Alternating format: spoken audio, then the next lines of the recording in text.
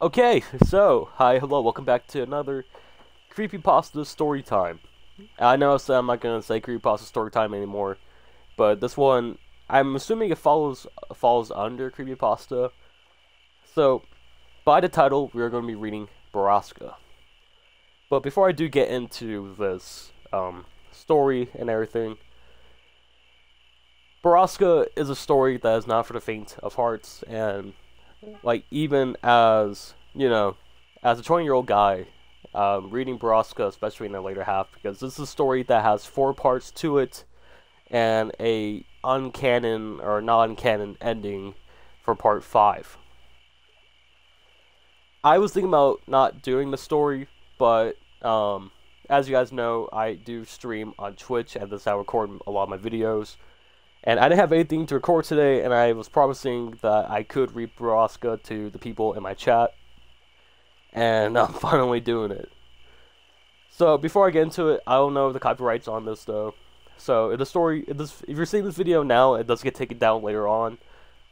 I am sorry. I just thought, hey, I think Borrasca would be a fun read, and a semi-decent read, I should say, because what happens later on in the story is really brutal, and this is a trigger warning for the later parts. I'll definitely tell you when the two parts have them, and I'm gonna have a whole thing saying, click off if you don't want to, if you don't want to hear it. Okay, so for the first part, I'm not going to have music. Maybe for part 2, part 3, and part 4, I will. And yeah, but one more thing. I know this intro is really long, but I thought I should just at least talk about it more. I'm also sick, and this is also a one take. So if you do hear me kind of go in a coughing fit, I'm sorry. I'm doing my best. This is all unedited, and I'm out in the trenches. So yeah. So I'm not going to have any music today, outside my usual creepypastas, but hopefully y'all enjoy. So, Borrasca. It's a long story, but one you never heard of before. The story is about a place that dwells on the mountains, a place where bad things happen. And you may think you know about the bad things. You may decide you have it all figured out, but you don't. Because the truth is worse than monsters or men. At first, I was upset when they told me we were moving to some little town out in the Ozarks. I remember staring at my dinner plate when I listened to my sister throw a temper tantrum unbefitting of a 14-year-old honors student. She cried, she pleaded, and then she cursed at my parents. She threw a bowl at my dad and told him that it was all his fault. Mom told Whitney to calm down, but she stormed off, slamming every door in the house on her way to her room. I secretly blamed my dad as well. I heard the whispers too. My dad had done something wrong, something bad, and the sheriff's department had assigned him to some little out-of-the-way country to save face. My parents didn't want me to know that, but I did. I was 9, so it didn't take me too long to warm the idea of change. It was like an adventure. New house, new school, new friends. Whitney, of course, all felt the opposite. Moving to a new school at her age is really hard. Moving away from a new boyfriend, however, was even harder. While the rest of us packed up our things and said our goodbyes, Whitney sulked and cried and threatened to run away from home. But a month later, we pulled up to her new house in Drisking, Missouri. She was sitting right next to me, texting viciously on her phone. Thankfully, we moved over the summer, and I had months of free time to explore the town. When Dad started his new job at the sheriff's office, Mom drove us around the city commenting on this and that. The city was much, much smaller than St. Louis, but also a lot nicer. There was no bad areas in the entire town. The entire town looks like something you see on a postcard. Drisking was built in the mountain valley, surrounded by healthy forest land, with walking trails and crystal clear lakes. I was 9, and it was summer, It was the summer, and this was heaven. We'd only been living in Drisking a week or so when our next-door neighbors came to introduce themselves. Mr. and Mrs. Landy, and their 10-year-old son, Kyle. While our parents talked and drank mimosas, I watched the Landys' lanky, red-headed son hung out in the doorway, shyly eyeing the PS2 in the living room. Do you want to play? I asked. He shrugged. Not really. Do you wanna? I just got Tekken 4. Kyle glanced at his mom, who had just handed her third mimosa. Yeah, sure. And that afternoon, with the ease and simplicity of our age, Kyle and I became best friends. We spent the cool summer mornings outside exploring the Ozarks, and the hot afternoons in my living room playing the PS2. He introduced me to the only other kid in the neighborhood, our age, a skinny, quiet girl named Kimber Destro. She was shy, but friendly, and always up for anything. Kimber kept up with us so well that she quickly became a third wheel in our tricycle. With my dad at work all the time, my mom consumed with her new friendships, and my sister locked in her room all day, the summers was ours to take, and take it we did.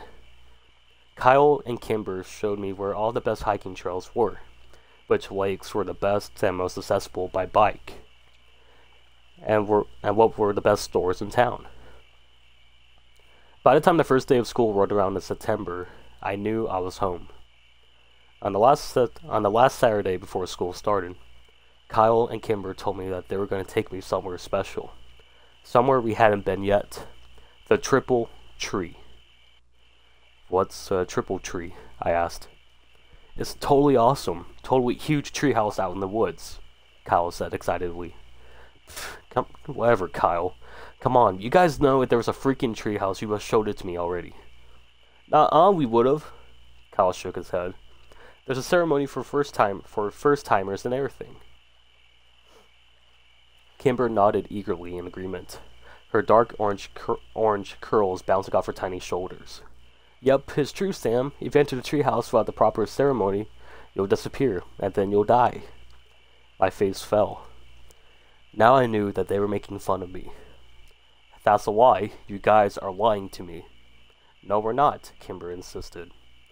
Well, we'll show you. We just have to get a knife from the ceremony, and we'll go. What? Why do you need a knife? Is it a blood ceremony? I whispered. No way, Kimber promised. You just say some words and carve your name into the triple tree. Yup, it takes like 1 minute, Kyle agreed. And it's a really cool treehouse, I asked. Oh yeah, Kyle promised. Okay, I guess I'll do it then. Kyle insisted on using that same knife he used during his own ceremony, but we paid a price to get it. Mrs. Landy just happened to be home with her youngest son Parker, and despite Kyle's many objections, his mother insisted he take his 6-year-old brother with him. Mom, we're going to the treehouse. It's only for older kids. Parker can't go. I don't care if you're going to see an Exorcist movie marathon. You're taking your brother with you, and I need a break. Kyle, can't you understand that? And I'm sure your friends won't mind. She flashed Kimber and me a challenging look. Right? No, not at all, Kimber said, and I nodded in agreement. Kyle made a loud, dramatic sigh. I called his brother. Parker, put on your shoes. We're leaving now. I met the youngest Landy several times before and found that he was as unlike his older brother in looks and in disposition. Where Kyle was a wild, excitable fireball with hair to match, I found Parker to be a anxious, fidgety boy with small eyes and dark brown hair. We got on our bikes and made our way to a lesser-known hiking trail a few miles away. I had asked before where the trail led when we'd ridden across it several weeks before, and Kyle had given me the underwhelming answer of nowhere interesting. We pulled up to a trailhead and leaned our bikes against a wooden signpost which read, West Rim, Prescott, or Trail. Why are so many trails around here named Prescott? I asked. Is this Prescott Mountain or something? Kimber laughed. No, dummy, it's because of Prescotts. You know, the family that lives in a mansion up in Fairmont. Mr. Prescott and his son Jimmy own like half the businesses in town. More than half, Kyle agreed. Which ones? Does he own the GameStop? The only store in Drisking I really cared about. I don't know about that one. Kyle round a lock around the four bikes. Kyle wound a lock around the four bikes and clicked the bar into place. Then spun the numbers on a dial. But like the hardware store, the pharmacy, Glitton's on a second, and the newspaper. Did they start this town? I asked. Nah, mining started town, I think. I want to go home. Parker had been so quiet, I completely forgotten he was there. You can't go home, Kyle rolled his eyes. Mom said I had to bring you. Now come on. It's only like a 2-mile walk. I want to take my bike, Parker answered. Too bad, we're going off trail. I don't want to go. I'll stay with the bikes. Don't be such a wussy. I'm not. Kyle, be nice, Kimber hissed. He's only 5. I'm 6, Parker objected. I'm sorry, 6. You're 6. Kimber smiled at him. Alright, fine. He can hold your hand if he wants, but he's coming. Kyle turned and started up the trail. Parker's face fell into an undignified frown, but when the charming Kimber struck her hand out and wiggled her fingers at him, he took it. Kyle was right. It wasn't a long walk, only a half a mile down the trail and then another half a mile hike on a well-treaded path up the mountain. It was a steep climb, though, and by the time we got to the treehouse, I was winded. What do you think? Kyle asked, excitedly. I studied the tree as I caught my breath. It's pretty awesome, I smiled. And it was. They hadn't lied. The treehouse was the biggest I ever seen. It had multiple rooms and there were actual curtains in the windows. A sign above the door said Amber Cot Fort, and a rope ladder hung below the threshold, missing several planks. I'm going up first, yelled Parker, but Kimber caught his arm. You have to do the ceremony first, or you'll disappear, she reminded him. That'd be fine with me, Kyle grumbled. I was eager to get into the fort myself. Hey, give me the knife. I held out my hand, and Kyle smiled, and dug the switchblade out of his pocket. There's some space in the back to carve your name. I opened up the knife. I walked on a tree looking for an empty spot. There were so many names on a tree that I had to crunch down, and look near the bottom since I couldn't reach any higher. I spotted both Kyle and Kimber's carvings on the tree, and I finally found a spot I liked near the ladder. I bit my tongue and carved the name, Sam W, into a blank space, into a blank pierce of bark underneath someone named Paul S. Parker went next and had so much trouble with the knife that Kyle had to do it for him. Alright, let's go. I went over to the rope ladder. Wait, Kyle yelled. You have to say the words first. Oh yeah, okay, what are they? Kimber sang them out. Underneath the triple tree, there is a man who waits for me. And should I go or should I stay? My fate's the same either way. That's creepy, I said.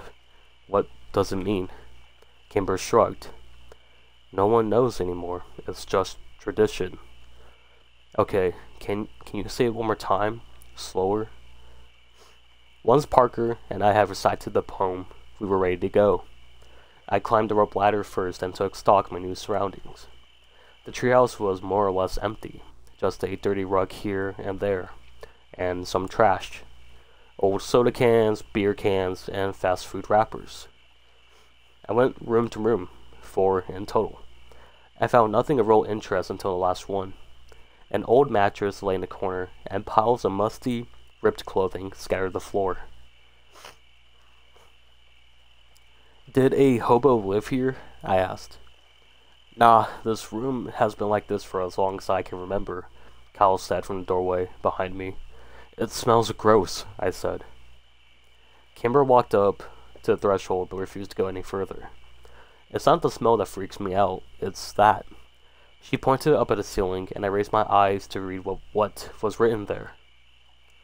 Road to the gates of hell. Mile marker 1. What does it mean? I asked. It's just older kids being dicks, Kyle said. Come on, I'll show you to the best part of the treehouse. We walked back into the first room, and Parker looked up at us and smiled, pointing down to what he clumsily carved into the wooden floor. Fart, Kyle read. That's hilarious, Parker. He rolled his eyes, but his old brother didn't pick up on the sarcasm and smiled proudly. Kimber sat down on the floor next to Parker, and I sat on his other side. Kyle took the knife from his brother and then walked across the room and wedged the blade between two planks of the wooded wall. He pushed, and the board gave, opening a small secret compartment in the wall. Kyle took something out and pushed the plank back into the wall until it was flush with the others. Check it out. He turned around and proudly held up 2 cans of Miller Lite beer. Whoa, I said. Ew, warm beer? That's gross. How did you even know it was in there? Kimber asked. Phil Saunders told me. Are we gonna drink it? I asked. Hell yeah, we're gonna drink it. Kyle came down and sat in our circle. Popped up, opened the first beer, and offered it to Kimber. She eyed it like he was trying to hand her a dirty diaper. Come on, Kimmy. Don't call me that. She yelled at him, and then reluctantly took the open beer. She smelled it and made a face, then pinched her nose and took a small swig. Kimber shuddered. That was even grosser than I imagined. I don't want any. I'll tell Mom, Parker said quickly as the beer passed in front of him to me. Good, because you ain't getting any, Kyle promised. And you won't tell Mom shit. I put on my best poker face and took a long, deep swallow of the warm beer before I had a chance to smell it. It was a poor decision, and when I retched, the foul yellow liquids went all over my shirt. Oh man, now I'm gonna smell like beer. We spent the next hour and a half drinking the 2 cans of Miller Lite, and after a while the taste grew more tolerable. I couldn't tell if I was becoming a man or actually getting drunk. I hoped it was the former. When the last drop of the last beer was consumed, we spent 20 minutes trying to determine if we were all drunk. Kyle assured us that he was wasted while Kimber wasn't sure. I didn't think I was, but I failed all of our drunk tests. Kimber was in the middle of reciting the alphabet backwards when a loud, metallic grinding suddenly pierced the calm melon air like a gunshot. Kimber stopped talking, and we spent a few minutes staring at each other, waiting for the noise to end. Parker curled into Kimber and put his hands over his ears. After what seemed like 10 whole minutes, the sound ended as suddenly as it had begun. What was that? I asked, and Parker mumbled something into Kimber's sweatshirt. Do you guys know? I tried again. Kimber stared at her feet as she crossed and uncrossed them. Well, it's nothing, Kyle answered finally. We hear sometimes in town, it's not a big deal. It's just louder up here. But what's making that sound? Borrasca, Kimber whispered without taking her eyes off her feet. Who's that? I asked. Not who, where, Kyle answered. It's a place. Another town? No, it's just a place in the woods. Oh, okay. Bad things happen there, Kimber said more to herself than me. Like what? Bad things, Kimber repeated. Yeah, don't ever try to find it, dude, Cal said behind me, or bad things will happen to you too. But, like, what bad things? I turned around. Cal shrugged, and Kimber stood up and walked over to the rope ladder. We better go. I have to get home to my mom, she said. We climbed down the ladder, one by one, and then started to walk back to the trailhead in unfamiliar silence. I was dying of curiosity about Borrasca, but couldn't decide if and what to ask about it. So, who lives there? Where? Kyle asked. Borrasca. The skinned men, Parker answered. Kyle laughed. Only babies believe that. Like, wait, so, like men who are skinned? Like, their skin is gone? I asked excitedly. Yeah, that's what some kids say. Most of us stop believing in that, though, when we turn double digits, Kyle said. I looked back at Kimber, who was still 9, like me, but she was staring down the trail, ignoring us. That seemed to be the end of the conversation, and by the time we reached our bikes, the awkwardness was gone, and we were giggling trying to decide if we were too drunk to bike home. Okay, so I think I'm gonna end part 1 here, well, not part 1. I think you guys can tell when I was reading the story that, like, I am sick. You can kind of hear it when I try to pronounce some words. But I'm going to end it here because that's after we get from the treehouse, the triple tree, down to here. And then when I come back to the story, we'll be starting from the first day of school. But yeah, sorry for cutting it short today. I just want to make sure how you guys like the reception to part 1. I know a lot of people have already done the story, but I just want to see if this part 1 does get taken down first before I go on and record more. But if anything, if it does get taken down, I'll probably continue it for people on my stream. So, shameless plug. But yeah, make sure to follow me on Twitch if you want to see more of this. If it does not get taken down, you'll see it here on YouTube. But yeah. Also, sorry, I was thinking about doing some voices for the kids, but, I